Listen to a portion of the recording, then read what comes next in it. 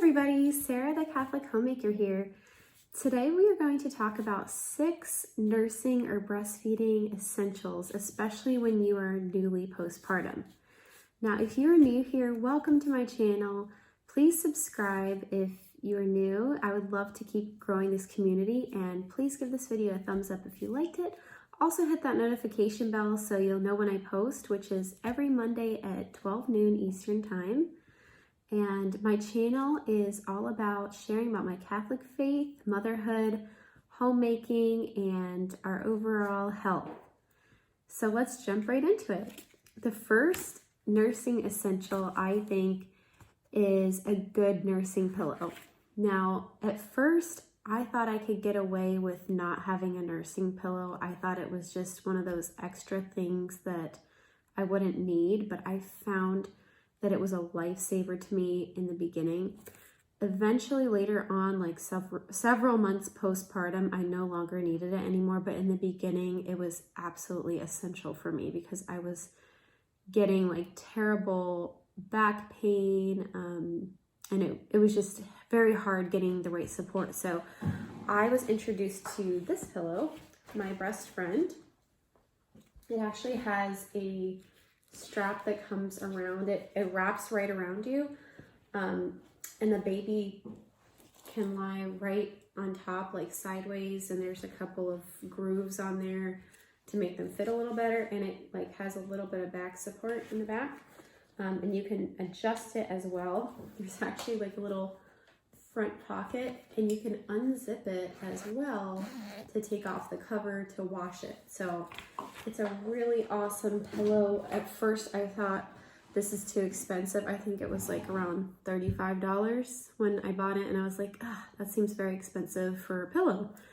But let me tell you, it was worth every single penny because I felt so much better.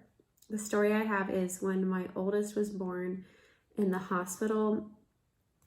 Overall, in breastfeeding, I haven't really had an issue at all. There's a number of women who do have issues, but the issue that I had in the hospital is that I had a very uncomfortable hospital bed. Those hospital beds are absolutely terrible.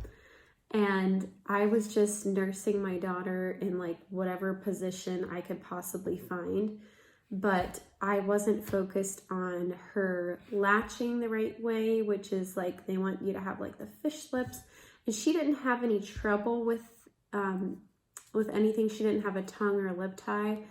But because I wasn't watching out for the right positioning of her mouth in the beginning, it started to give me blisters, and it was just very painful every single time that I would nurse her. Just that first week was pretty bad because I had blisters.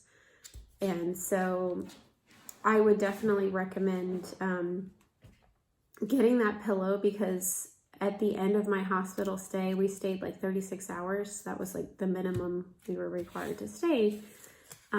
Towards the end of it, and I did have IBCLC, which are International Board Certified Lactation Consultants. There was a team of people there at the hospital, and they would come in to see if I was doing okay, and none of them could like figure out why I was having pain. They're like, she has a perfect latch, we can't figure it out. And so finally at the end, they allowed me to try this pillow, my breast friend, and it made like a world of difference to me. So I would highly recommend getting that pillow. I'll link to it below, certainly.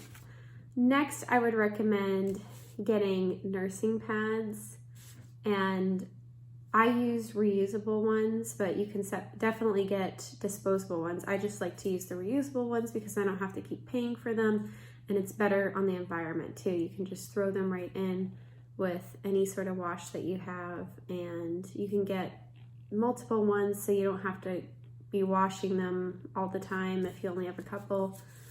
I would also recommend some sort of a nipple cream, at least in the beginning. After like the first few weeks, I don't think I needed it anymore, or at least I think it was mostly when my milk actually came in that I was not having so much trouble because of the naturally moisturizing effect of it. But some people just use like coconut oil, but there are other good brands out there. Like I think Mother Love is the one brand that I really liked that they gave me samples of in the hospital, and it's organic as well. So the ingredients are very natural and good and soothing.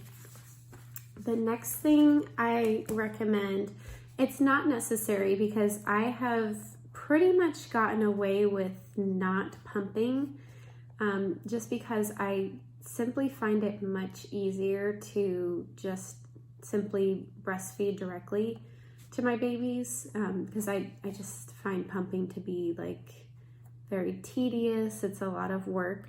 But the one breast pump that I haven't had so much of a problem with is this. It's called the Haka, and it was very inexpensive. It was like, I think it was between like $15 to $25. And I actually have, I think it's pronounced Medela breast pump as well, which is like worth $200, but my insurance paid for it, so it was completely for free. So definitely check that out with your insurance.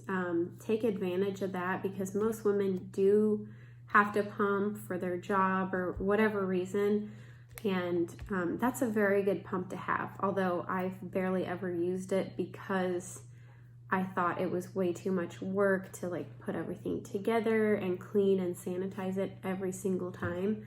So it just became like too much of a task for me. But this one, I actually did a whole nother video of a review on it.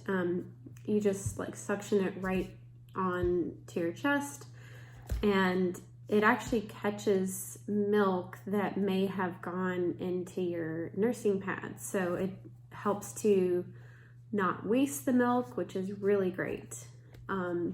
Yeah, there's a lot of great reviews people have on it there. It was kind of a game changer for me, but I'm to the point where I don't really need to pump anymore because my youngest now is a little older. She's older than a year old, so she doesn't need so much of mommy's milk, and I'm also giving her cow's milk now, raw milk, from a trusted farmer, of course.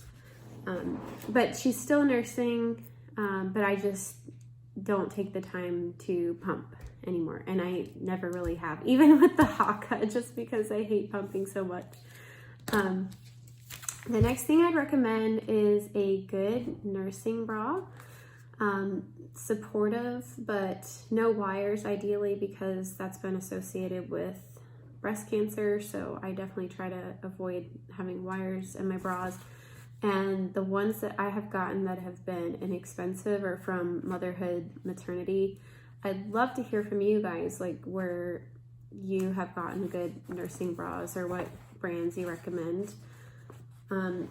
Number 5, well, I guess that would be number 6 actually, because I added in the nipple cream as well.